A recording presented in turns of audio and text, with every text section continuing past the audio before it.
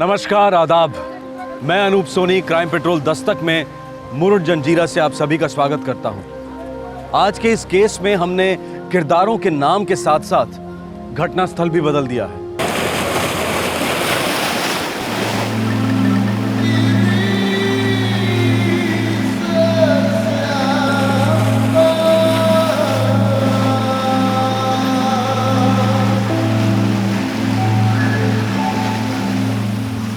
चल अशोक, भेटतो नंतर, आता घरला चाललो मी.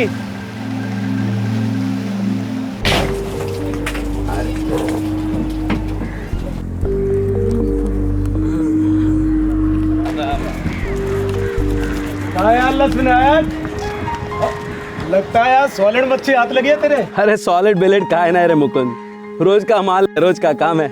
अरे अच्छी सुनवाई होगी तो रख मेरे वास्ते, वाटा कोलंबी भी रख. तेरे लिए रोज अलग रखता हूँ ना ताजा माल, तो दोबारा बोलने की क्या जरूरत है मुकुंद. तू पण ना.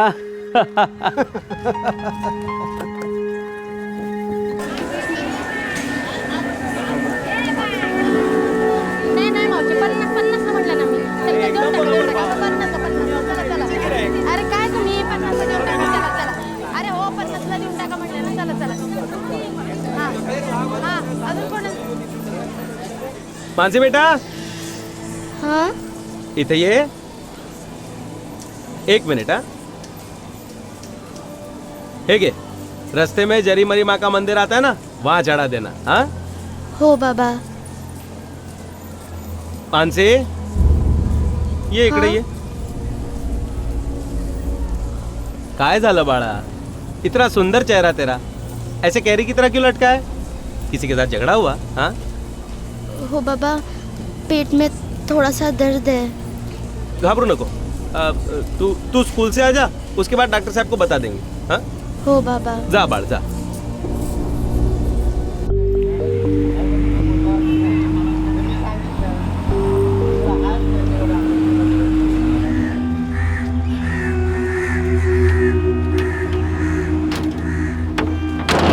मानसी कैसी है? ठीक हो? चला छोड़ देता हूँ. नहीं ठीक है, मैं चली जाऊंगी. अरे नाटक करो ना कुछ. काय झालं? पेट का दर्द खत्म नहीं हुआ क्या अभी? नहीं हुआ. अरे चल बैठ, बोला ना कुछ नहीं होगा. नहीं मैं चली मानसी,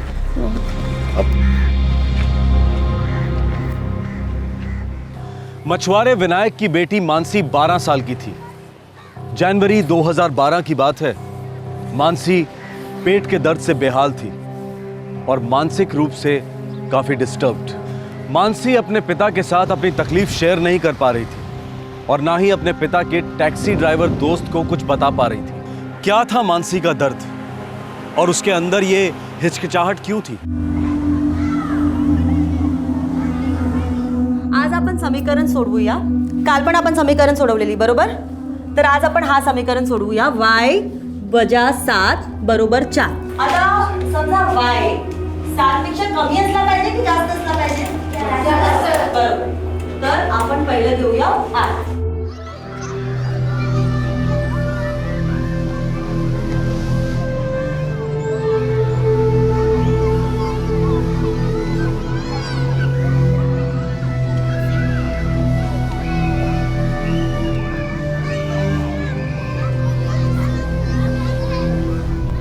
काय गो मानसी, एकदम चुपचाप. वो गौरी, मुझे ना बहुत डर लग रहा है. किस बात का डर? मेरे पेट में ना बहुत दर्द हो रहा है गौरी. क्या रे तू भी पेट के दर्द से डर रही है? वो गौरी, वो मेरे पेट में ना बच्चा है गौरी.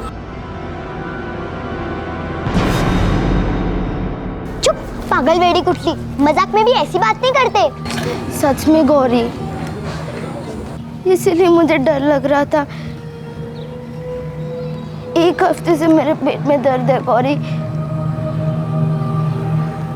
क्योंकि मेरे पेट में ना बच्चा है गौरी.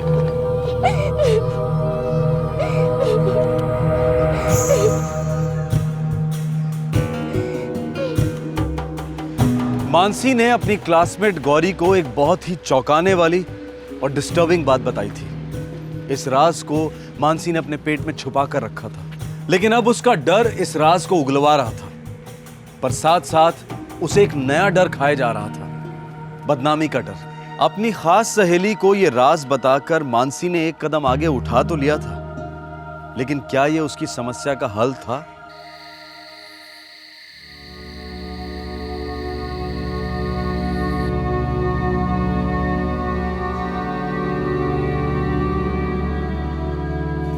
मानसी जी आई, खाना खाया बच्ची ने? नहीं खाया, पता नहीं कुछ बोल ही नहीं रही। क्या हुआ इसे? ए मानसी, काय झालं बोल। कोई परेशानी है बेटा? अपने आई बाबा को नहीं बोलेगी तो किसको बोलेगी?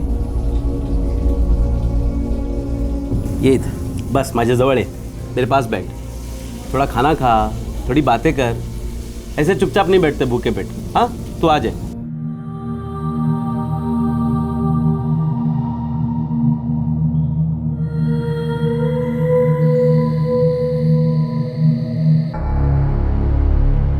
और क्या बताया उसने?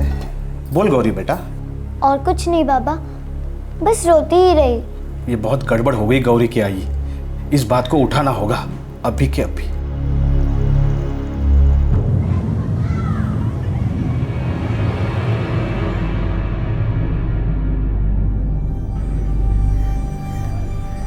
ये बहुत ही सीरियस बात है मैडम, आप ताबड़तोड़ एक्शन लीजिए। हाँ मैम। देखिए, मैं अपने तरीके से सब कुछ संभालूंगी, अपने स्टाफ से बात करूंगी, जो हो सकता है सब कुछ करूंगी, लेकिन आप लोगों से एक विनती है, ये बात हम लोगों के बीच में ही रहनी चाहिए।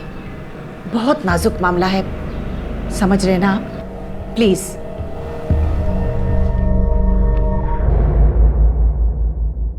आप लोग मेरी बात ध्यान से सुनो। हम लोग जो भी कदम उठाएंगे, एक बात का ध्यान रहे कि इस बात से स्कूल के दूसरे बच्चे डिस्टर्ब नहीं होने चाहिए। बात ही कुछ ऐसी है, काफी नेगेटिव असर हो सकता है बच्चों पर। तो आप लोग एक एक करके मुझे अपनी राय दीजिए, आपको क्या सही लगता है और क्या गलत।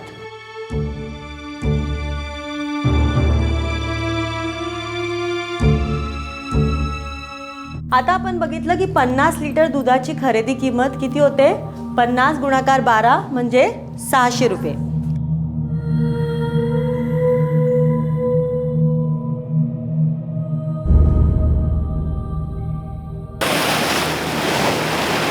विनायक, विनायक, विनायक, काय झालं दामोदर? प्रिंसिपल मैडम ने बुलाया तुझको, तेरी बेटी मानसी के बारे में बात करनी है।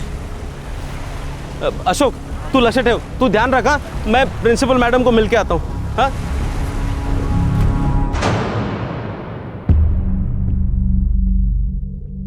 विनायक, तुम्हारी बेटी मानसी ने तुम्हें अपनी हालत के बारे में बताया? हालत? कैसी हालत? मानसी ने मुझे कुछ भी नहीं बताया। क्या हुआ मैडम?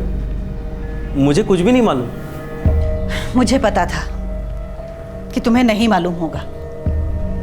मानसी ने तुम्हें नहीं बताया होगा।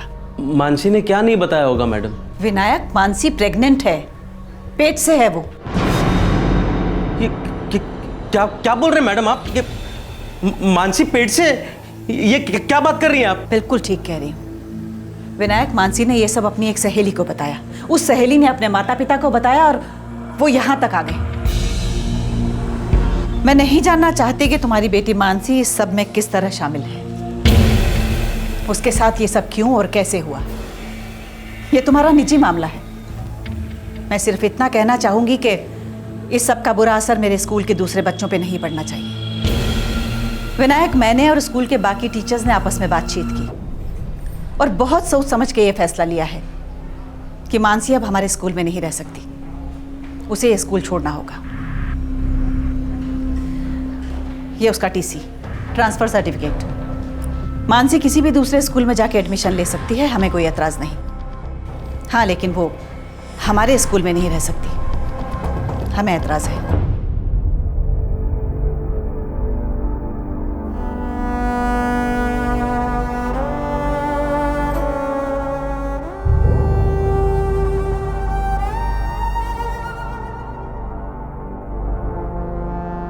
आज आपण शिकणार आहोत सजीवांची लक्षणे।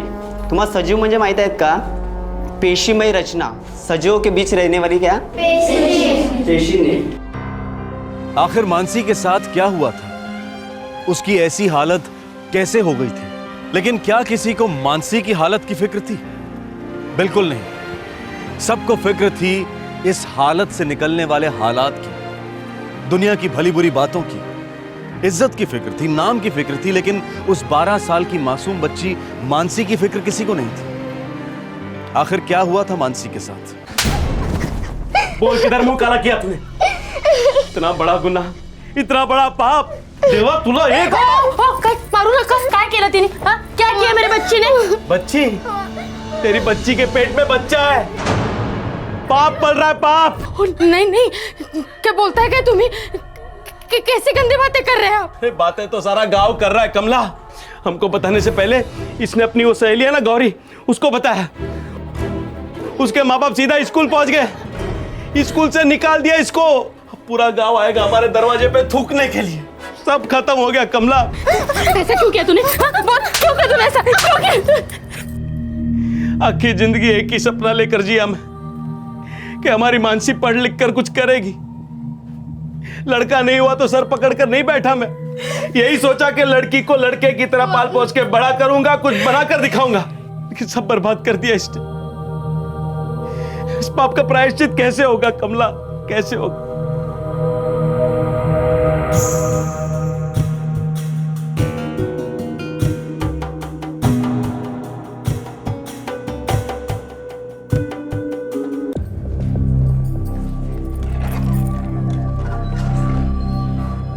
इंस्पेक्टर साहब, मैं एक स्कूल टीचर हूँ. मेरा नाम दीपा है. कुछ बात करनी है आपसे. बैठिए. धन्यवाद. बताइए.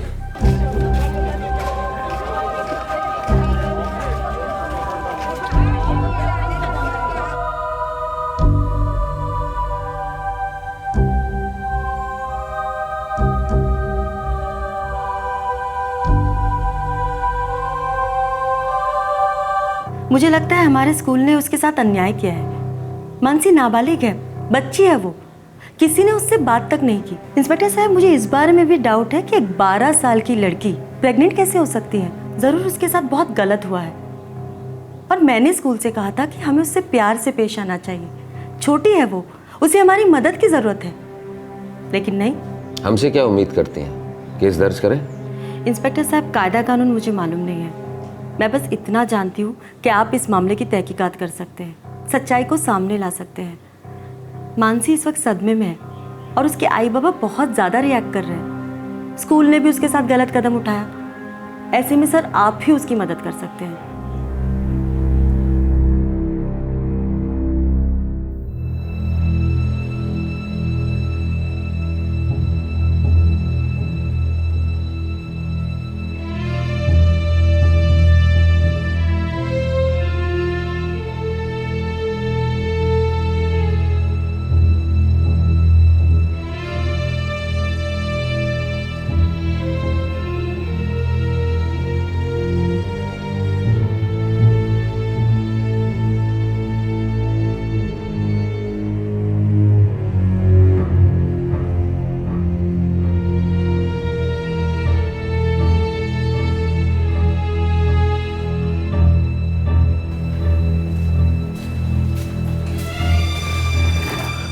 क्या झालं डॉक्टर साहब?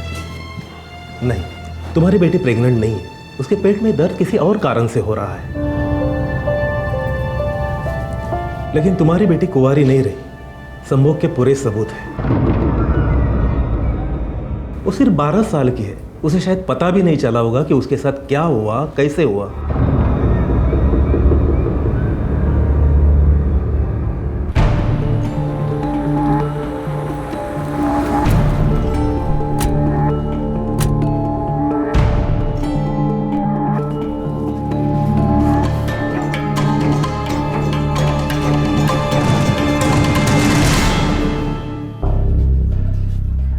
ए सुनो. क्या सर? ये विनायक का घर यही है? मानसी का बाप? सर, घर तो यही है, लेकिन वो कहीं बाहर गए हैं. कुछ पता है कहाँ गए? नहीं साहब, वो तो, अरे सर, उनका नाम लिया और वो आ गए.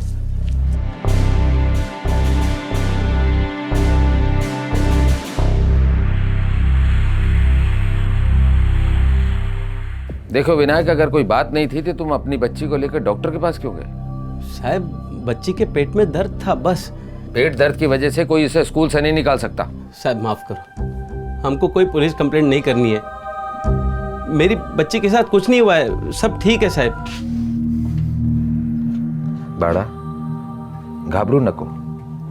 देख, तेरे साथ जो भी कुछ हुआ है ना, हमको सच सच बता दे, किसने किया है सब? हाथ जोड़ते साहब, बात को आगे मत बढ़ाइए। अगर हमारी बिरादरी में पता चल गया तो आखिर जिंदगी हमें नीचे देखकर चलना पड़ेगा। पाप किया है मेरी बेटी ने, मैं उसका स्कूल ही बदल रहा हूं। 12 साल की बच्ची क्या पाप करेगी विनायक? तुम्हारी बच्ची की जिसने भी जिंदगी खराब की है ना, वो अपराधी है, घिनौना अपराधी, और उसे इस तरह खुला आजाद घूमने का कोई हक नहीं। उसने जो किया है उसे उसकी सजा मिलेगी। लेकिन उससे हमारा पाप कैसे धुलेगा साहब? साहब मैं आपके पैर पकड़ता हूँ साहब, हमको बख्श दो, हमको हमारे हाल पर छोड़ दो साहब। कोई कंप्लेंट नहीं करनी हमको, बात बढ़ाइए मत साहब, बच्ची है।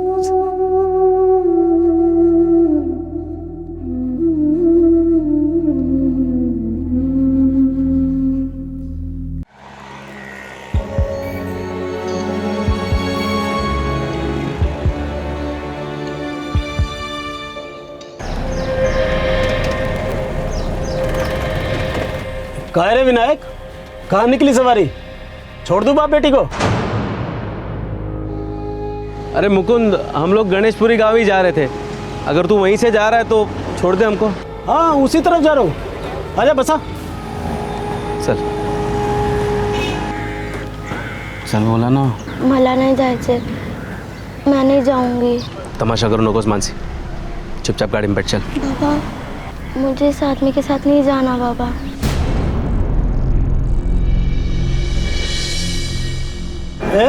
ये क्या घुसर घुसर शुरू हो गई बाप बेटी के बीच? बसा ना, चल।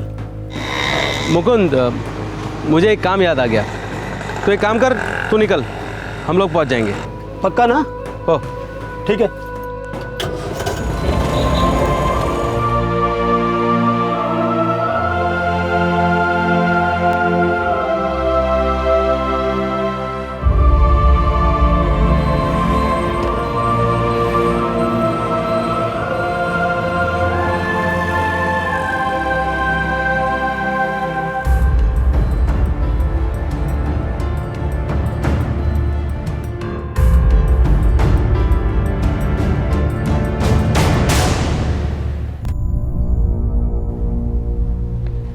कितना अच्छा रिकॉर्ड है तुम्हारी बेटी का, सारे सब्जेक्ट में डिस्टिंक्शन। हो साहब, बहुत होशियार है मेरी बच्ची, इधर भी खूब मन लगा कर पढ़ेगी। लेकिन वो स्कूल क्यों छोड़ा? तुम्हारे घर के कितने पास है, और यहाँ हमारे स्कूल में आने जाने में कितना टाइम लगेगा। कोई बात नहीं साहब, आपके स्कूल के बारे में इतना कुछ अच्छा सुन रखा है। मेरे सवाल का जवाब नहीं दिया, वो स्कूल क्यों छोड़ा? मन नहीं लग रहा था बच्ची का साहब उधर। हमारा स्कूल नया है, हमारे लिए खुशी की बात ये होगी कि इतनी अच्छी स्टूडेंट हमारे स्कूल में आएगी, कल से आ सकती है। धन्यवाद साहब, खूब खूब आभार। ये तो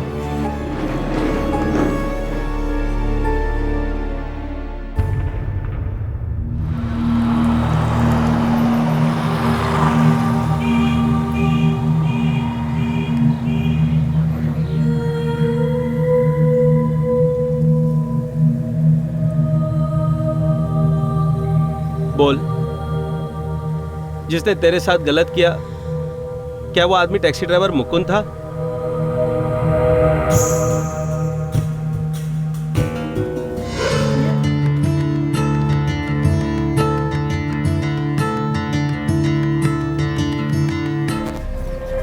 मानसी, कहीं छोड़ू क्या? नहीं काका, मैं बस चली जाऊंगी। अरे मैं तेरे स्कूल से होते जा रहा हूँ, चल छोड़ देता हूँ। अरे काका मैं चली जाऊंगी। अरे शर्मा मत, बैठ ना, बैठ बैठ बैठ बैठ बैठ।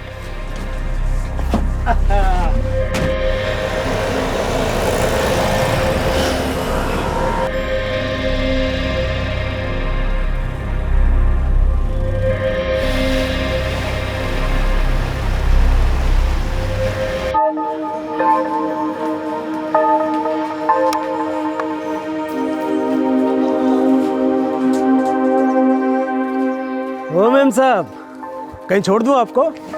हाँ चल बैठ, आजा आजा आजा। हाँ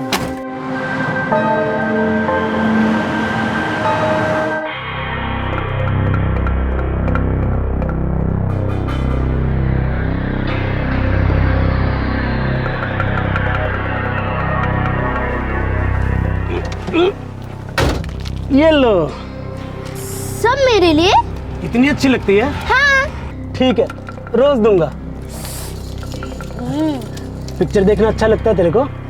बहुत अच्छा लगता है। क्या बात है, आज शाम को चलेगी मेरे साथ? सच? बिल्कुल सच।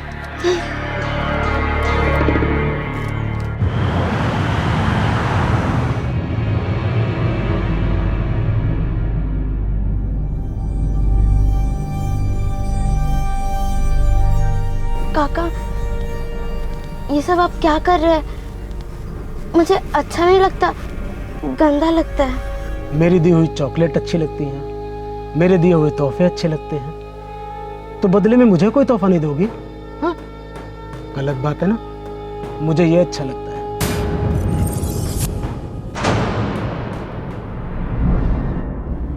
पूरे 6 महीने से विनायक का पड़ोसी और अच्छा दोस्त मुकुंद उसकी 12 साल की बेटी के साथ घिनौनी हरकत कर रहा था। चॉकलेट्स और गिफ्ट्स देकर मुकुंद ने 12 साल की बच्ची का विश्वास जीत लिया था और अब वो उसे आए दिन इस्तेमाल कर रहा था, एक्सप्लॉइट कर रहा था। और फिर एक दिन नहीं, ये नहीं हो सकता। पेट का दर्द किसी और वजह से होगा। लेकिन काका, एक हफ्ते से रोज दुख रहा है, खूब दुखते काका। ये नहीं हो सकता, तू पेट से नहीं हो सकती। मैंने ऐसा कुछ नहीं किया तेरे साथ, मैंने सभी बातों का ध्यान रखा है। लेकिन काका, मेरे पेट में ऐसा लगता है कि कुछ हिल रहा है। पागल हो गई है क्या? देखिए, फालतू बातें मत कर और ये बात किसी के सामने बोलना मत। मुंह बंद रख अपना, स्कूल जा और अपना पढ़ाई वढ़ाई पे ध्यान दे, समझ गई?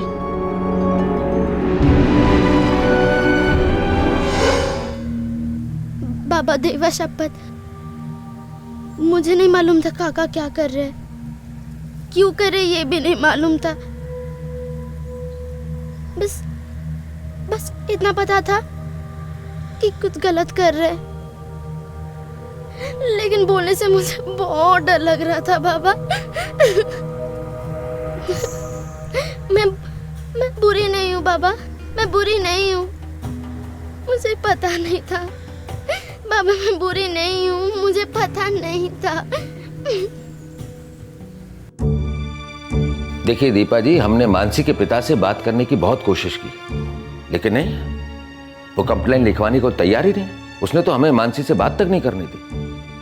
ऐसे केस में हम चाहते हुए भी कुछ नहीं कर सकते। पर सर, वो बच्ची मेरी स्टूडेंट न चाहते हुए कितना सब भुगत रही होगी, क्या क्या हो रहा होगा उसके साथ। देखिए, आपको जो लगता है वो हमें भी लगता है, मैं समझ सकता हूँ, लेकिन हमारे हाथ बंधे हुए हैं। हम बिना केस दर्ज किए किसी क्रिमिनल को कैसे कटघरे में खड़ा कर सकते हैं? देखिए, मेरा एक सुझाव है, अलीबाग में LCWA का एक दफ्तर है। LCWA? Local child welfare association. अगर वो लोग चाहेंगे तो मानसी के पिता को जरूर कंप्लेंट लिखवानी पड़ेगी। जी, धन्यवाद।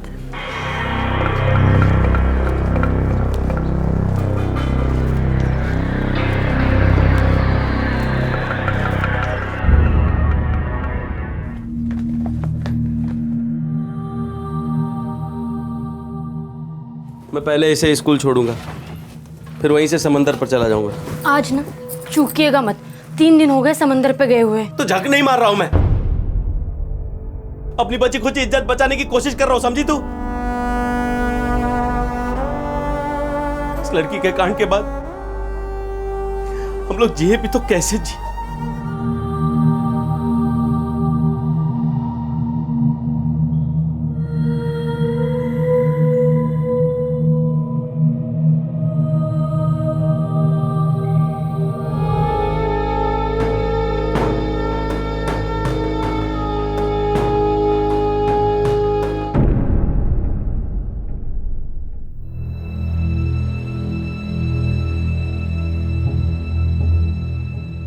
विनायक, विनायक, तुम्हारी लड़की को हम हमारे स्कूल में दाखिल नहीं कर सकते। क्यों साहब? अरे ये पढ़ाई में कितनी अच्छी है, ऐसा आप ही ने कहा था ना। जानता हूं मैं ये पढ़ाई में कितनी अच्छी है, लेकिन मैं ये भी जानता हूं कि मानसी को पिछले स्कूल में से क्यों निकाला गया था।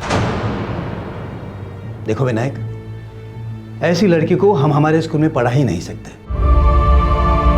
मेरी बात मानो, कुछ दूसरा सोचो।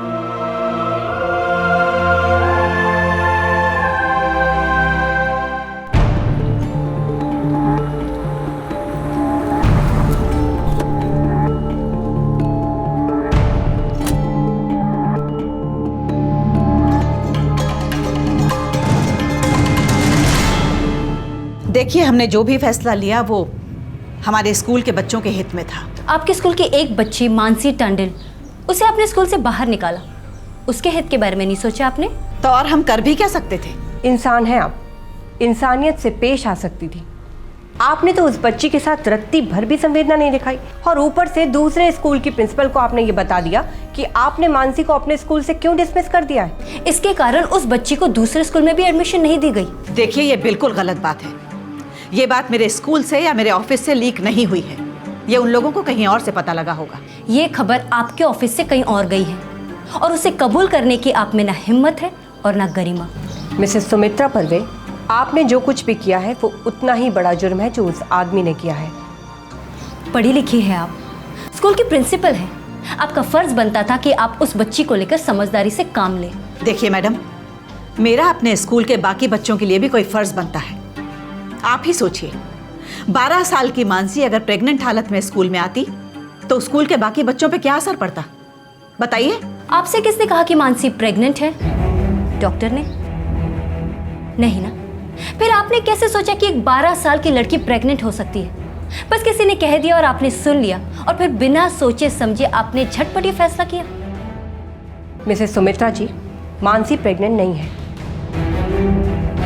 बस डर के मारे उसे ये वहम हो गया था कि वो प्रेग्नेंट हो गई है। मानसी प्रेग्नेंट नहीं हुई, लेकिन हद से ज्यादा अब्यूज हुई है। बार बार लगातार उस बच्ची के साथ शोषण हुआ है। अरे ऐसी बच्ची को प्यार, मोहब्बत और अपनेपन की जरूरत होती है, ये नहीं कि उसका बहिष्कार किया जाए। शर्म की बात है, बड़े ही शर्म की बात है सुमित्रा जी। जिस संस्था को प्रोग्रेसिव विचारों का गढ़ होना चाहिए, उस संस्था की अध्यक्षा एक इतनी गंवार और संकुचित विचारों की साबित हुई हैं। बौखलाए हुए माँ बाप और शौक में तड़पती बच्ची को मदद का हाथ देने के बजाय आपने क्या किया? उस बच्ची को और दर्द दिया, पीड़ित को सजा दी। सजा तो अब आपको होगी मैडम। पहले हम बच्ची के माँ बाप से बात करेंगे और फिर आपके खिलाफ तगड़े से तगड़ा केस फाइल करेंगे।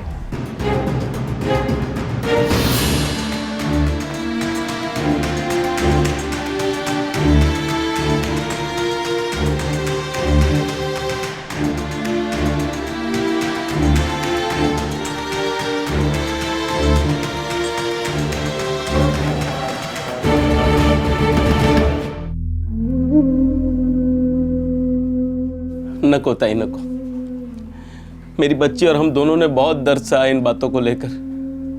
अब पुलिस में कंप्लेन लिखवाकर हम अपने आप को किसी जाल में फंसाना नहीं चाहते, ताकि वो गंदा आदमी तुम्हारी मानसी जैसे कई और बच्चियों को अपने जाल में फांसता रहे। विनायक, मैं आखिर दुनिया की जिम्मेदारी तो नहीं ले सकता ना ताई।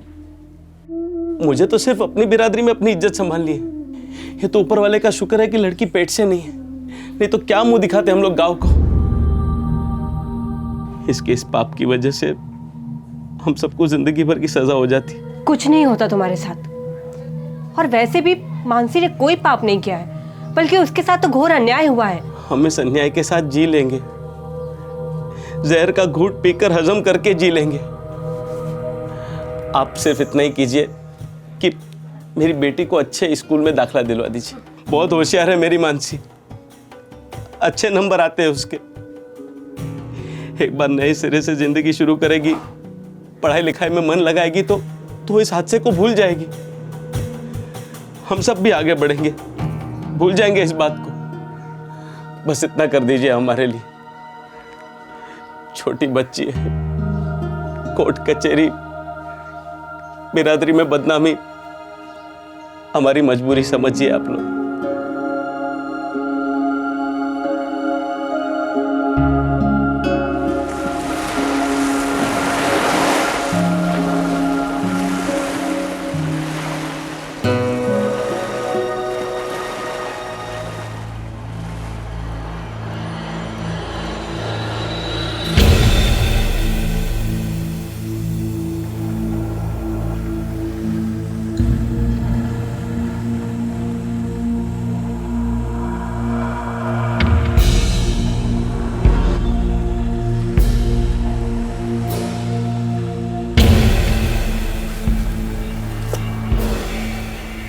मुकुंद,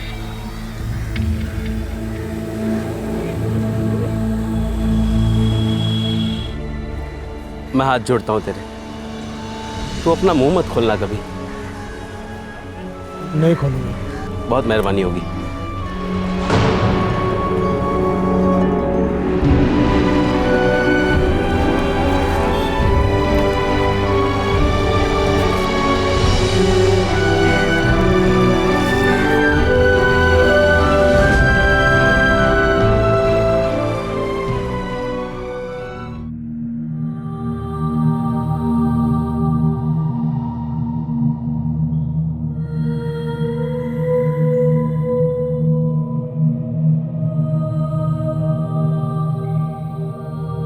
मानसी का गुनहगार कौन है, क्या ये कभी सामने आ पाएगा? लोकल चाइल्ड वेलफेयर एसोसिएशन की मदद से मानसी को एक नए स्कूल में एडमिशन दिया गया, जहां उसने अपनी पढ़ाई शुरू की। जिस आदमी ने 12 साल की मानसी को सेक्सुअली एक्सप्लॉइट किया, वो खुद 2 बच्चों का बाप है और उसके खिलाफ अभी तक कोई कार्रवाई नहीं हुई है। मानसी का पिता विनायक आज भी ये समझ रहा है कि पाप उसकी बेटी ने किया है। उसने पुलिस से हाथ जोड़कर विनती की कि वो इस मामले की तहकीकात ना करें, वरना उसका परिवार बदनामी और शर्मिंदगी के मारे बर्बाद हो जाएगा। मानसी के स्कूल की एक साहसी टीचर अगर सामने आकर मानसी के लिए न्याय की मांग नहीं करती, तो शायद ये शर्मनाक वाकया कभी रोशनी में आता ही नहीं। ये एक बहुत ही सेंसिटिव केस है, लेकिन हमने इसे दिखाना जरूरी समझा ताकि आप, हम और हमारे बच्चे इस बात से सचेत रहें कि उनके आसपास के लोग उनके साथ कोई गलत हरकत न करें। हम ये नहीं चाहते कि बच्चे हर इंसान से डरें, लेकिन जरूरी ये है कि वो गलत इरादे वाले लोगों को पहचानें। अगर उन्हें जरा सी भी दस्तक सुनाई दे कि कोई उनके साथ कुछ गलत करने की कोशिश कर रहा है, तो वो आवाज उठाएं और अपने बड़ों तक पहुंचाएं, और बड़े उन्हें आश्वासन दें कि वो गलत नहीं है, दोषी नहीं है। इस केस का एक दूसरा पहलू है जिसने हमें हैरान कर दिया, वो ये कि शहरों से मीलों दूर, प्रगति से कोसों दूर इस देश में एक और दुनिया भी है, जहां एक गरीब और मजबूर पिता आज भी ये मानता है कि पाप उसकी बच्ची ने किया था, जबकि सच तो ये है कि गलत और अपराध तो उस बच्ची के साथ हुआ था। हम ऐसे पिता की बड़ी आसानी से निंदा कर सकते हैं कि वो कमजोर है, अपनी बेटी के साथ हुए अन्याय के लिए कुछ नहीं कर पाया, पर सच्चाई तो ये है कि मानसी के पिता विनायक की दुनिया हमारी दुनिया से पूरी एक सदी पीछे है। और हकीकत यह है कि 2012 के भारत में ऐसा पिछड़ापन एग्जिस्ट करता है। हमारे नजरअंदाज करने से या ना करने से सूरत हाल बदलने नहीं वाला। यह केस एक जबरदस्त दस्तक है कि जिस प्रगति की हम बात करते हैं, जिस नजर से हम शाइनिंग इंडिया को देखते हैं, वो नजर मायोपिक है, अदूरदर्शी है, धुंधली है। ऐसा माना जाता है कि हर माँ बाप अपने उस बच्चे पर ज्यादा ध्यान देकर पालन करते हैं जो औरों से कमजोर हो। तो फिर क्या यह सही है कि प्रगति और मॉडर्नाइजेशन सिर्फ देश के उस हिस्से को मिले जो ऑलरेडी अच्छी तरह से पल रहा है, और जिस हिस्से को इस प्रगति और मॉडर्नाइजेशन की सही मायने में जरूरत है, वहां तक ये पहुंचता ही नहीं? हमारे आज के एपिसोड की दूसरी कहानी। बन बन घूमे श्री राम जी, ढूंढत खोजत सीता माई के, संगे लक्ष्मण साथ निभावे। तो भैया बहुत कठिन समय था वनवास का, दुष्ट रावण ने कर लिया था हरण सीता माई का। घने जंगलों की गहराई में एक जंगल की बेटी कर रही थी इंतजार कि कब प्रभु राम के पावन चरण उस जंगल में पड़ेंगे। जी हाँ भाइयों, इस स्त्री का नाम था माता शबरी। हाथ जोड़ी जोड़ी पग निहारे, सिया राम जी स्वयं पधारे। प्रभु राम को साक्षात देख माता शबरी फूले नहीं समाती है। माता शबरी की टोकरी जंगली बेरों से भरी थी। अपने उत्साह में माता शबरी ने हर एक बेर को चखा और उसके बाद ही प्रभु राम को अर्पित किया।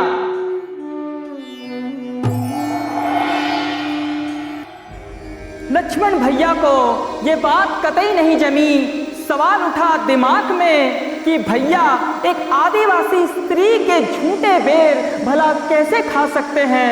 तत्पश्चात प्रभु राम बोले, हे लक्ष्मण, मेरे अनुज भ्राता, छूत अछूत का भेद ईश्वर ने नहीं मनुष्य ने बनाया है। लोगों के दिल में झांक कर देखो, सभी एक समान हैं। इस सबरी के बेर झूठे नहीं मीठे हैं लक्ष्मण, क्योंकि वो प्रेम से अर्पित किए गए हैं। वैष्णव जन तो तेने कहिए जे। हर इंसान बराबर है। सदियों से जातिवाद ने हमारे समाज को गुमराह किया है। जिन लोगों को अछूत कहा जाता है, ये उसी हरि के बच्चे हैं जिसने हम सबको बनाया है। हरिजन को हर नागरिक की तरह समान अधिकार होने चाहिए। जातिवाद मानवता के खिलाफ एक पाप है, हमारे देश का सबसे बड़ा दुश्मन है। इसको सामाजिक और कानूनी तौर पर मात देकर जड़ से उखाड़ फेंकना हमारा धर्म है।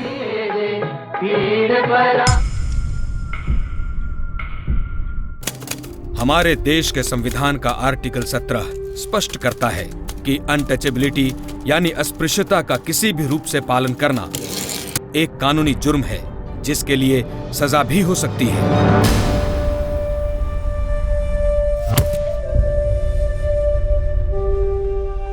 प्रभु श्री रामचंद्र, गौतम बुद्ध, गुरु नानक, दयानंद सरस्वती, स्वामी विवेकानंद, महात्मा गांधी और डॉक्टर अंबेडकर, इन सभी महापुरुषों ने अपनी भारत माता पर लगे जातिवाद के कलंक को मिटाने की कोशिशें की।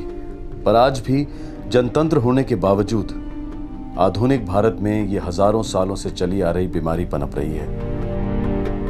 आज भी कुछ ब्राह्मण जाति के लोग अपने आप को दूसरों से श्रेष्ठ मानते हैं, जहां क्षत्रिय जाति के कुछ ठाकुर भी उन ब्राह्मणों की तरह अपने आप को ऊंचा मानते हैं। और वर्ण व्यवस्था के सबसे कुचले पीड़ित लोग होते हैं दलित, जिन्हें बराबर का इंसान नहीं समझा जाता, जिन्हें गांव के सामाजिक, आर्थिक और राजनीतिक जीवन में कोई स्थान नहीं मिलता। वो रहते भी गांव के बाहर ही हैं। प्रगति के मार्ग पर चलना तो दूर, निचली जाति के लोग गांव की सड़कों पर भी नहीं चल सकते। इनके साये को भी मनुष्य समझा जाता है और उन्हें कच्ची पगडंडियों से गुजरना पड़ता है। लेकिन हां, दलितों की मेहनत और श्रम से जातिवादियों को कोई आपत्ति नहीं होती।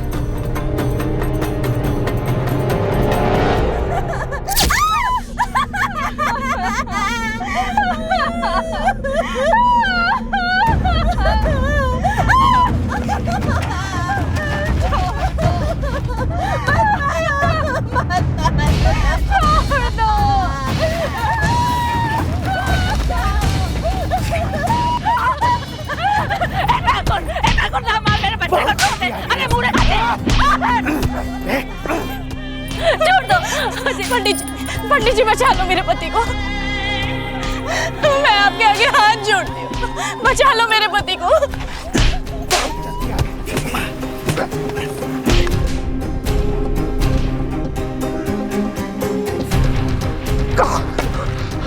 बेटा, बेटा देखो भैया, जो भी गलती है मेरी, मेरे बेटे को छोड़ दो। उसने कुछ नहीं किया है। जो सजा दे रही है मुझे तो छोड़ दो उसे, मैं कहता हूँ मेरी गलती है ना। और जो मैं आपके सामने हाथ जोड़ता हूँ, मेरे बेटे को छोड़ दो बेटा, मेरे बेटे को छोड़ दो। तुम्हारी गलती है ना, तो अब तुम भी भुगतोगे। मुझे छोड़ दो।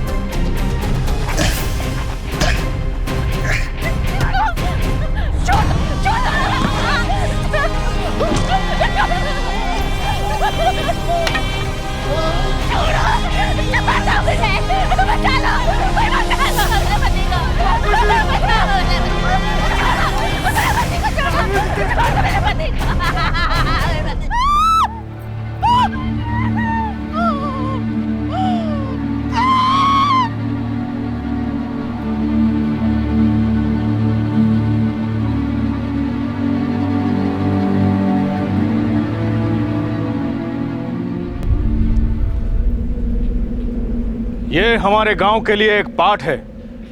हमारी सभ्यता और हमारी परंपरा कोई गिल्ली डंडा या बैट बॉल का खेल नहीं, जैसी मर्जी आई खेल लिया जाए। जो चलते आया है वही चलता रहेगा। जूता जूती पैर में रहेंगे, पगड़ी सर पे रहेगी। एक बात और, सबको इसी गांव में रहना है, तो इस गांव के हित की बात करनी होगी। ये नहीं कि किसी के सामने भी कुछ भी मुंह खोल दिया। आज जो यहां पे हुआ है ये किसी ने नहीं देखा, समझ गए ना सब?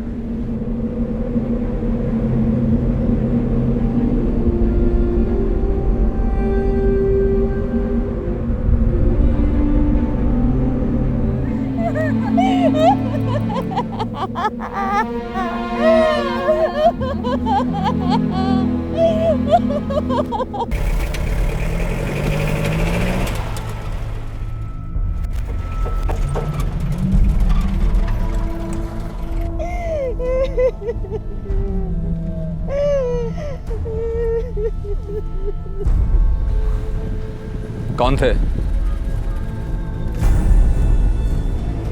65 वर्षीय गंगाराम की हत्या सारे गांव के सामने हुई थी। सिर्फ गांव के नहीं बल्कि गांव की पंचायत के सामने हुई थी। दरअसल पंचायत बुलाई गई थी एक खास मकसद के लिए, और वो मकसद था गंगाराम को ठिकाने लगाना।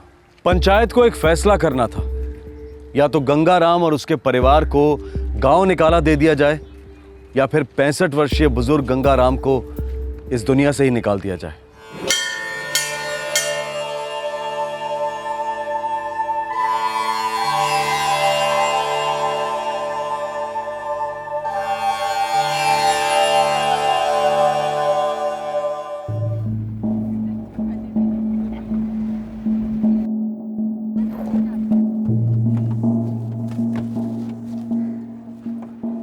नमस्कार, आइए आइए ठाकुर अमरजीत जी, पधारिए। खुश रहो, खुश रहो, अखंड सौभाग्यवती भव। ठाकुर साहब, मैं आप ही की राह देख रहा था। आपके बगैर पूजा कैसे शुरू कर सकते? कितना मीठा बोलते हैं आप पंडित जी। आइए पधारिए। चलिए चलिए, आइए जी।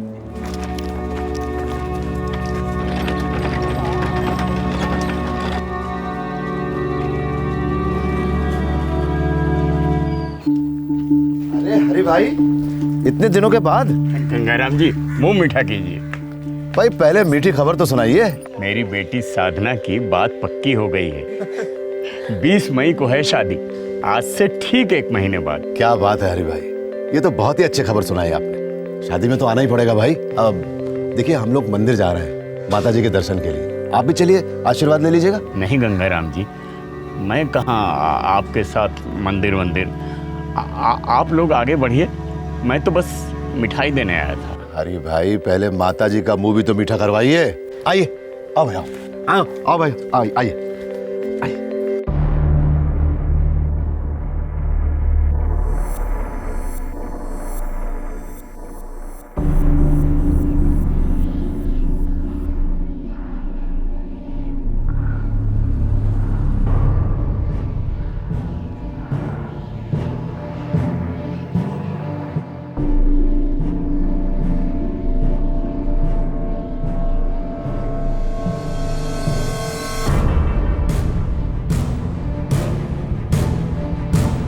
ओम भूर्भुवस्वः तत्सवितुर्वरेण्यं भर्गो देवस्य धीमहि धियो यो नः प्रचोदयात्। ओम भूर्भुवस्वः तत्सवितुर्वरेण्यं स्वाहा। दुर्गमोहा दुर्गमगा दुर्गपुरुणी दुर्गमा दुर्गदानी दुर्गमति दुर्गमता दुर्गम्या दुर्गमहेश्वरी दुर्गभीमा दुर्गभामा दुर्गभा दुर्गदानी नामावली स्तु दुर्गा मम माना पड़े सर्वभय मुक्तो भविष्य न संचय। ओम सर्वमंगल मांगलिके शिवे सर्वार्थ साधिके शरण्येत्री अंबिके गौरी। गंगाराम,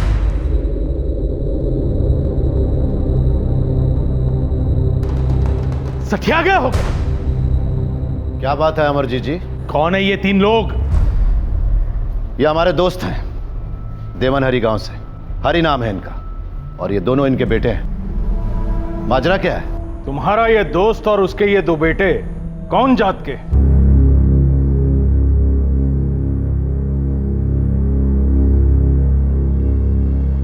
देखो गंगाराम, मैं तुम्हें पहले भी कई बार कह चुका हूं, इन लोगों का यहां इस मंदिर में आना मना है। तुम क्या हमें बेवकूफ समझते हो? इनके चेहरे पे लिखा है, निचले हैं, ये दलित हैं। अमरजीत जी, पंडित जी, हम पहले भी आप लोगों से कई दफा कह चुके हैं कि हम जात पात को नहीं मानते, ऊंच नीच को नहीं मानते। हम भगवान का घर सबके लिए है, ये मंदिर है, ठाकुरों की जागीर नहीं है ये। चुप करो गंगाराम। ठाकुर साहब इस गांव के कर्ता धर्ता हैं और जब से इस मंदिर का निर्माण हुआ है ठाकुर साहब ही इसका रख रखाव करते हैं। इस मंदिर के अपने नियम हैं और तुम्हारे मानने या न मानने से वो नियम नहीं बदलेंगे। भगवान के घर में सिर्फ भगवान के बनाए हुए नियमों का पालन होता है और भगवान सबको एक बराबर प्यार करता है। ये ऊंच नीच के नियम सिर्फ पाखंडियों के लिए होते हैं, असली भक्तों के लिए नहीं। खैर, हमारी भगवान से बातचीत हो चुकी है, इसलिए हमें आप लोगों से बातचीत करने में कोई दिलचस्पी नहीं है। हरि भाई, चलिए आप आइए।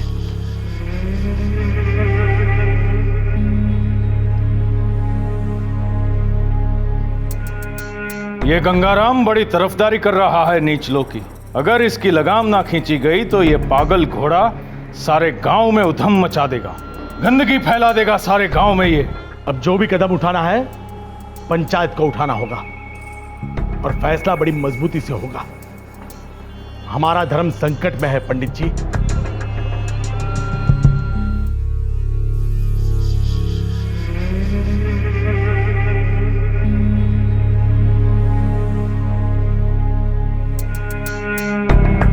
कल जो हमारे गांव के पवित्र मंदिर को भ्रष्ट किया गया, ये कोई पहली बार नहीं था।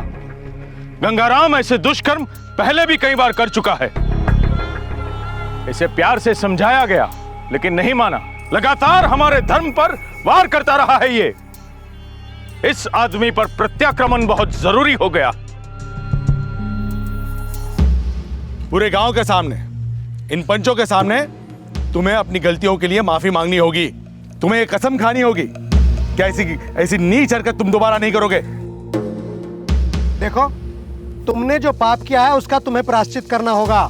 उसके बाद मंदिर को धोया जाएगा, सबके सामने जाके शुद्धिकरण होगा। एक मिनट पंजी, हमारे पास और भी बहुत सारे काम हैं। हमें नहीं सुनना आपका यह शुद्धिकरण में भाषण। ये जो दकियानुसी सोच विचार है ना, रूढ़िवादी, इन्हें त्याग दो और बंद करो ये ऊंच नीच का सिलसिला। अरे भैया, देश बहुत आगे निकल रहा है। हमारे जिले से ही सबसे ज्यादा सरकारी अफसर बन रहे हैं। हमारे बच्चे सारे देश में फैलेंगे, विदेशों में जाएंगे। फिर क्या करेंगे आप? क्या खाक वहां छुआछूत का रोग पकड़ के रखोगे? देखिए, अभी भी समय ज्यादा नहीं गुजरा है। सोच को बदलिए, सोच को। सबको साथ लेकर आगे बढ़ो। अरे ये ब्राह्मणों और ठाकुरों का राज खत्म हो गया भैया। तो क्या तुम्हारा राज शुरू हो चुका क्या गंगाराम? एक बात याद रखो गंगाराम, निचलों से सिर्फ एक पायदान ऊपर हो तुम।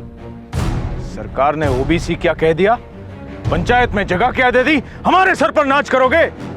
पंचो, मैं तो कहता हूं जो आदमी दलितों की हिमायत करता है उसे हमारे बीच रहने का कोई हक नहीं होना चाहिए। इस आदमी का हुक्का पानी फौरन बंद कर दिया जाए। बंद करवा के तो देखो। जितना ये मंदिर हमारा है पंच, उतना ये गांव भी हमारा है। और हमारा ही नहीं है, हम सबका है। दलितों का है, ओबीसी का है, ठाकुरों का है, ब्राह्मणों का है, सबका है। और उसका भी है जो सिर्फ इंसान है और कुछ नहीं है, सिर्फ इंसान है। हम मंदिर में सबको लेकर आएंगे, बार बार आएंगे। देखो गंगाराम, गांव के बुजुर्ग हो, गांव की मर्यादाओं के साथ मत खेलो, जल जाओगे। गांव का ठाकुर होने के नाते हमने अब तक लोगों के गुस्से को संभाल के रखा है, लेकिन एक और बार तुमने मंदिर को गंदा करने की कोशिश की तो तुम्हारी हिफाजत की जिम्मेदारी हम नहीं ले पाएंगे। कुछ भी हो सकता है गंगाराम, कुछ भी।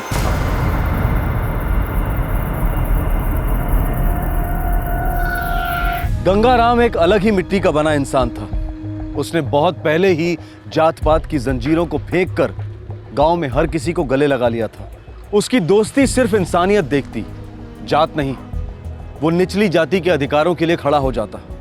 उसकी तमन्ना थी कि दलित भी सीना तान कर अपना हक मांगे, डटे रहें। ये धान बचा के काटो।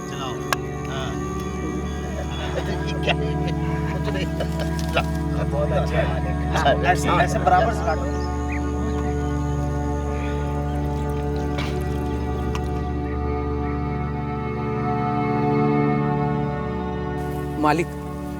मालिक आप बहुत भले इंसान हैं मालिक, लेकिन इस तरीके से अगर गांव वालों से आप झगड़ा मोल लेते रहेंगे तो जिंदगी खराब हो जाएगी मालिक, आपकी भी और हमारी भी। हरिया, जिंदगी खराब होने से रोको, सब मिल के मुकाबला करो। अगर आज तुम लोग उनके खिलाफ आवाज नहीं उठाओगे तो आने वाली सारी पीढ़ियां सांस भी नहीं ले पाएंगी। क्या फर्क पड़ेगा मालिक, हम तो सांस रोककर जीना जानते हैं। चलो, मंदिर में जाना मना है हमारे लिए, लेकिन कोई भगवान को हमारे दिल से निकाल सकता है भला? ऊंची जाति वालों के घरों पर हमारा साया तक न गिरे, नहीं गिराते, उससे क्या हमारे घर बर्बाद हो जाएंगे? मालिक, कभी साया कभी अनदेखा बनकर जीना जानते हैं हम। अब पक्की सड़क से हम जा नहीं सकते, कच्ची सड़क तो है, घर ही तो पहुंचना है। जिंदगी वैसे ही बहुत अभागी है, और झगड़े मोल लेकर किसका क्या हुआ है, जो अब हो जाएगा। काशी, तुम्हारी सोच दिल के लिए मरहम है, दर्द के लिए दवा नहीं है। और फिर पूरी की पूरी जिंदगी एक समझौता बनकर रह जाती है काशी। अरे अगर असली जिंदगी नहीं जिए तो फिर जिंदा होने का क्या मतलब? इज्जत और आजादी नहीं तो कुछ भी नहीं।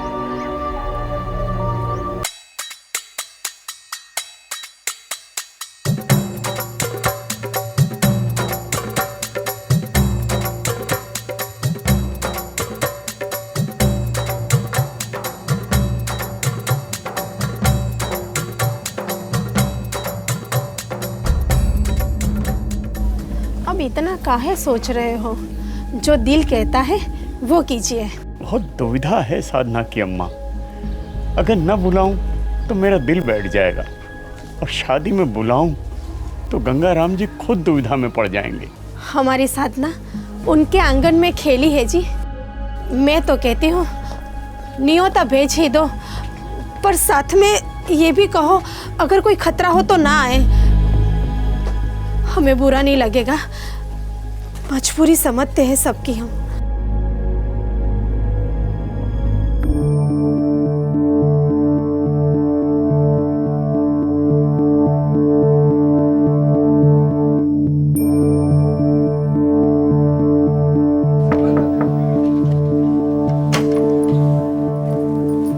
अरे हरि भाई साहब, नमस्ते। नमस्ते। आइए आइए, अंदर आइए। नहीं, मैं अंदर नहीं आऊंगा। तनिक गंगाराम जी को बाहर बुलाइए भाभी जी। अरे हरि भाई, आइए आइए, अंदर आइए। नहीं गंगाराम जी, खामखा जात पात का बखेड़ा खड़ा होगा। हरि भाई खड़ा होगा तो बैठ भी जाएगा, और एक दिन खड़ा भी नहीं होगा। हरि भाई, कम से कम आप तो इन दकियानुसी विचारों पर विश्वास मत कीजिए। आइए आइए, अंदर आइए, सोचिए नहीं, आइए।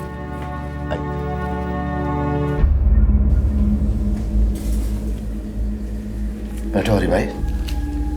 अरे वहां नहीं, यहाँ बैठिए। क्या हरि भाई, बिटिया का शादी का कार्ड देने आए हो और ऐसे पेश आ रहे हो जैसे बहुत बड़ा जुर्म कर रहे हो। क्या करूं गंगाराम जी, दिल घबराता है। कहीं जात पात का फसाद छिड़ गया तो लेने के देने पड़ जाएंगे। हरि भाई, दोस्ती में लेना कैसा और देना कैसा? अरे मुझे न्योता लेना है और बिटिया को आशीर्वाद देना है, बस। यहीं से देना गंगाराम जी, कृपा करके शादी में मत आना। आपको न बुलाता तो चैन नहीं पड़ता मुझे। और हरि भाई, हम अपनी बिटिया की शादी में अगर नहीं आएंगे तो क्या हमें चैन पड़ेगा? हाँ देखो हरि भाई, इस बारी डर को तुम्हारो गोली, समझे? बिटिया की शादी हम आएंगे ही आएंगे। अरे नया जमाना है, नए रिवाज बनाएंगे। हाँ गौरी देवी, जरा हरि भाई के लिए नाश्ते का बंदोबस्त तो करिए। अभी लाती हूँ। भैया हरि, तुम्हें न्योता देने आना ही नहीं चाहिए था। कुछ कुछ तो गलत होगा ही होगा अब।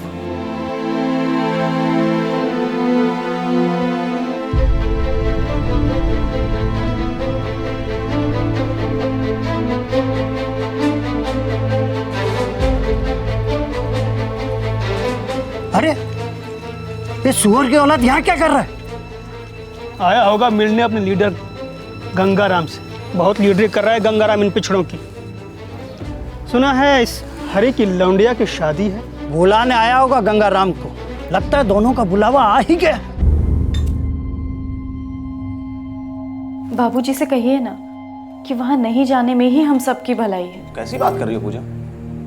अरे बाबूजी और हरी काका एकदम भाई जैसे हैं। एक साथ खेतों में मिलकर पसीना बहाया है। और उनकी बिटिया साधना, अरे मेरी बहन जैसी लगती है, राखी बांधती है मुझे। उसकी शादी में नहीं जाएंगे हम लोग? ऐसा नहीं हो सकता पूजा। बस कर, मेरी जिंदगी बीत गई तेरे बाबूजी के जुनून को देखते हुए और भुगतते हुए। अम्मा, बाबूजी एकदम सही हैं। देख, तेरे बाबूजी वैसे भी गांव के बड़ों से बैर ले चुके हैं और वो सब लोग तो इस ताक में बैठे हैं कि कब तेरे बाबूजी का पैर फिसले और वो लोग कब हमला करें। किसकी मजाल है जो बाबूजी को आंख उठाकर देखे? चुप रहे। वही समाज सुधारने का सांप तुझे भी डस गया ना। अरे सालों से चली आ रही परंपरा तुम बाप बेटे बदल सकते हो क्या? नहीं। और ये मत भूलो कि ये शहर नहीं है, गांव है, गांव। यहां पर 4 लोगों की राय मायने रखती है। और वैसे भी कुएं से पानी भरने तुम नहीं जाते, हम दोनों जाती हैं। ठकुराइन और पंडिताइन को हमें झेलना पड़ता है। कहीं गांव से निकाला हो गया ना तो ना यहाँ के रहेंगे ना वहां के। फिर क्या हरी और उसकी जात वाले हमें जगह देंगे? नहीं देंगे। और वैसे भी क्या हमारे उनकी शादी में जाने से उनकी जात की तरक्की हो जाएगी? नहीं होगी। अगर कुछ होगा ना तो वो होगा हमारे परिवार का नुकसान, हमारे परिवार की बर्बादी।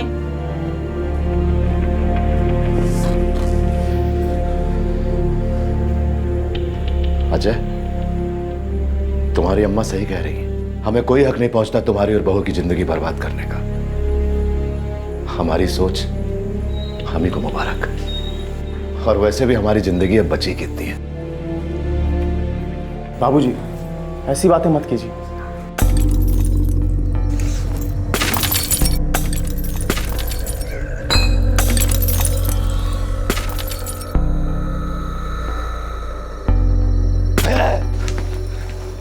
अबे ओ निचलों के दलाल, अगर तू सुअर हरी की बेटी की शादी में गया ना तो तेरे इस घर से कभी कोई डोली नहीं उठ पाएगी।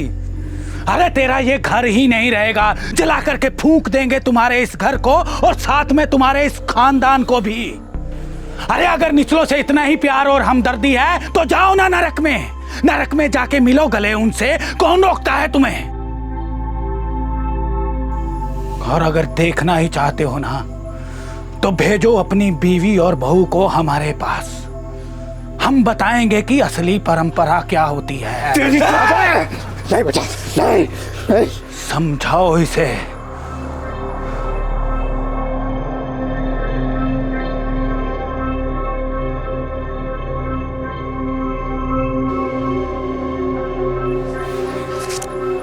अब तो हमको हरी भाई की बिटिया की शादी में जाना ही पड़ेगा। बाबूजी, आप अकेले नहीं जाएंगे, हम सब चलेंगे आपके साथ।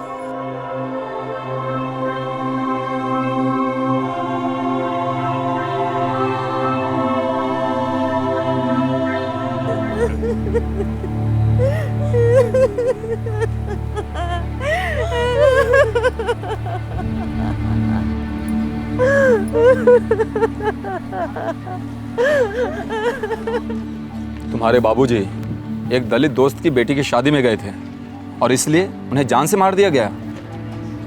जी सर। तुम्हारे अलावा और कोई है जो गवाही देगा? पूरे गांव के सामने हमारे बाबूजी को यही कत्ल किया गया था साहब। मैं गवाही की बात कर रहा हूँ। सामने आकर अदालत में बयान कौन देगा? साहब, माँ हमारी पत्नी है हम तीनों के सामने हमारे बाबूजी को यही मार दिया साहब। वो हरी स्टेटमेंट देगा हमें? जरूर देंगे। हरी काका तो हमारे बाबूजी के बहुत अच्छे दोस्त थे। उनकी बिटिया साधना तो हमको राखी मानती थी, बहन जैसी लगती थी साहब।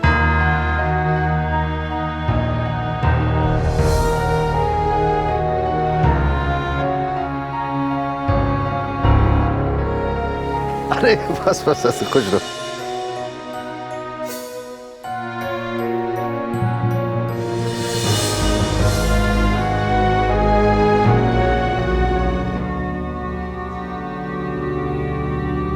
गंगाराम जी, अब आप लोग वापस लौट जाइए।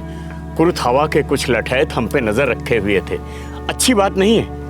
आप लोग वापस लौट जाइए। अरे भाई, साधना बिटिया की शादी है, बिना खाना खाए तो हम जा ही नहीं सकते। और सुनो, अगर लठैत लौटे तो उन्हें भी खाने के लिए बिठा देंगे। अब देखो, हमें बहुत तेज भूख लग रही है, देर मत करो। हाँ, और सुनो, जो भी होगा देखा जाएगा।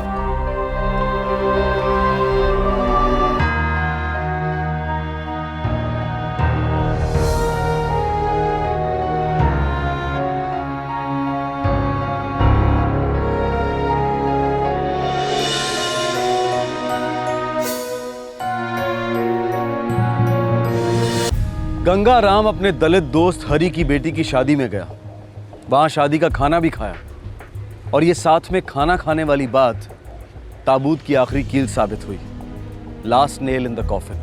गांव की ऊंची जाति के ठेकेदारों के अनुसार गंगाराम ने महापाप किया था। वो उनकी सहनशीलता की सारी हदें पार कर गया था। वाह भाई वाह, शराब पीकर खाली बोतलें दूसरों के घरों में फेंकना ये अधर्म नहीं है। किसी के दरवाजे पर जाकर उसको माँ बहन की गंदी गंदी गालियां देना ये अधर्म नहीं है। अपने किसी अच्छे दोस्त की बेटी की शादी में जाकर शामिल होना ये अधर्म हो गया, महापाप हो गया। वार्निंग दी थी ना पंचों ने तुम लोगों को कि निचलों के साथ उठना बैठना मना है। सबसे पहले तो हम ये बता दें कि हम ऐसी गैर कानूनी फतवेबाजी को नहीं मानते। दूसरी बात, ना तो कोई ऊंचा है ना कोई नीचा, सब बराबर। यह हमारी जिंदगी है, जैसा मर्जी में आएगा जिएंगे, अपने बल पर। आप सबको जो भी करना है कर लो।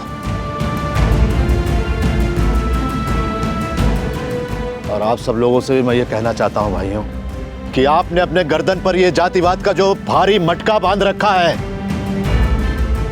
इसे फेंक दीजिए, वरना तरक्की के मझधार में तैरने के बजाय आप सब डूब जाएंगे। अरे ये जातिवादियों की नैया तो उल्टी गंगा में हिचकोले खा रही है, उस पे आप सब बैठे रहेंगे तो निश्चित ही डूबेंगे।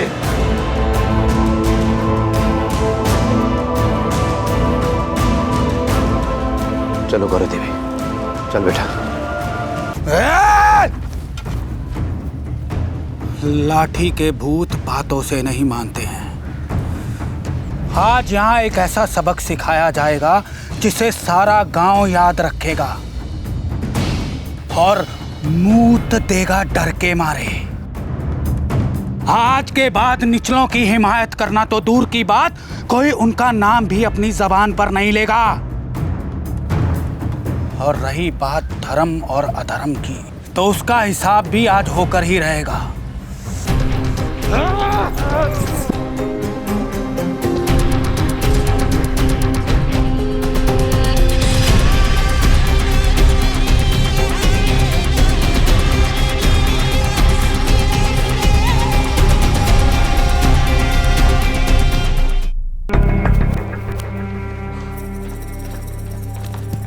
अंदर डालो। दरोगा, जमानत होने तक हमारे बेटे को कुछ होना नहीं चाहिए। शांति रखिए ठाकुर साहब, मैं तो सिर्फ अपनी ड्यूटी निभा रहा हूँ। जिस आदमी का मर्डर हुआ है उसके लड़के ने आपके बेटे के खिलाफ एफआईआर दर्ज करवाया है, हिरासत में तो लेना ही पड़ेगा हमें।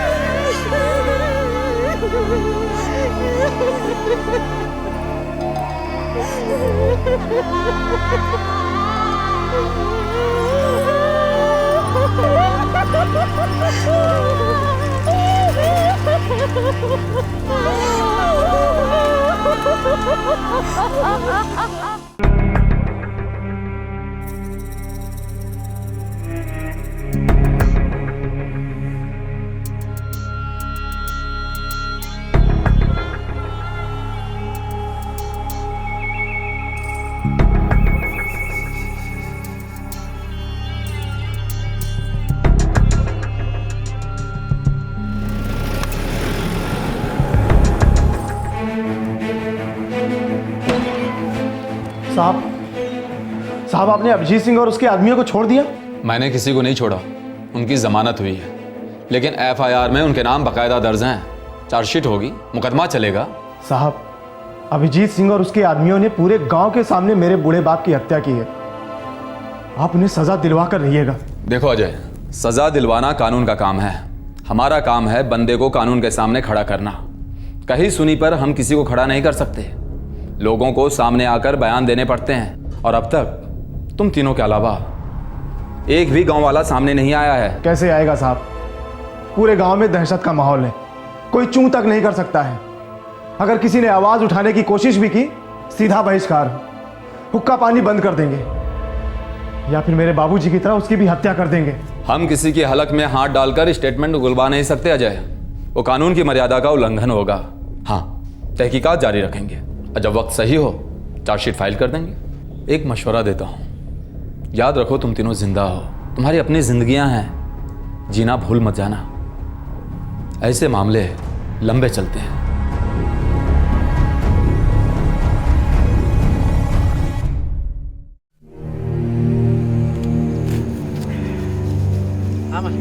हाँ हाँ, यहाँ से ना।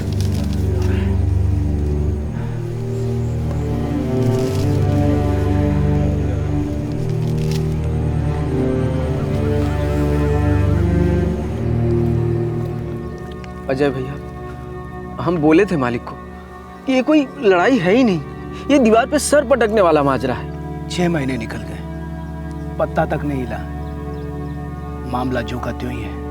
बस मालिक नहीं है हमारे बीच में, बेकार में जान गंवा बैठे हैं। संत आदमी थे, हम तो अपने दिलों में उनको जिंदगी भर पूछते रहेंगे, लेकिन उससे क्या होगा, क्या फर्क पड़ता है अजय भैया? कुछ भी तो नहीं। राम जी और गांधी जी को तो लोग आज भी याद करते हैं, उनकी बातों को कौन याद करता है?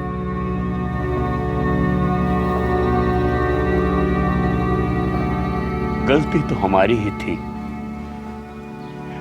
ना हम बुलाते, ना वो जोश में आते, जान बच जाती मेरे दोस्त की। ये केस अब डिस्ट्रिक्ट कोर्ट में है, लेकिन इसे अब आपसी दुश्मनी का केस बताया जा रहा है और जातिवाद हिंसा को पूरी तरह से नकारा जा रहा है। लोकल मीडिया के अलावा इस केस को राष्ट्रीय स्तर पर एक्सपोजर मिला ही नहीं।